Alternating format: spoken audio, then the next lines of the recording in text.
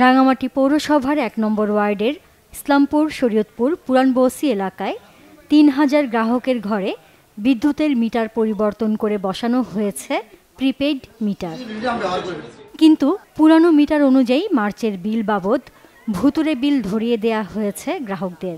যে বাড়িতে ৫০০ থেকে ১,০০০ টাকা বিল আসত, সেখানে কাউকে ৫০,০০০, কাউকে ৩০,০০০ টাকার গায়েবী বিল দেয়া হয়েছে।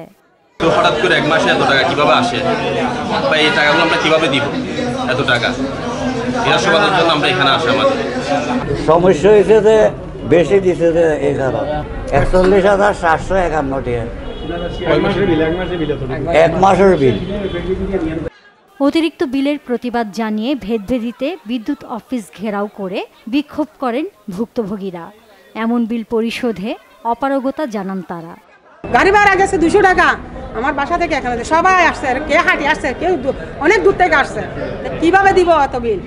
গ্রাহকরা লিখিত অভিযোগ দিলে বিল পর্যালোচনা সহ সংশোধনে সহায়তা করা হবে বলে জানিয়েছেন বিদ্যুৎ বিভাগের তত্ত্বাবধায়ক প্রকৌশলী।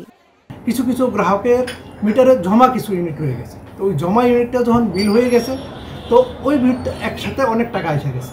তো এই জমা ইউনিটটা দুইটা আমাদের যারা মিটার রিডার প্রিস্ক্রিপ্টেড মিটার রিডার হয়তো বা তাদের সঠিকভাবে মিটার রিডিং না নেওয়ার কারণে হতে পারে, অথবা বলে হতে পারে, সেই জন্য আমরা একসাথে বিলটা হয়েছে। যারা হয়েছে তারা আমাদের সাথে অ্যাপ্লিকেশনটা যোগাযোগ দিলে আমরা তাদের এটা সাথে সাথে আমরা কিস্তির সুযোগ দিচ্ছি।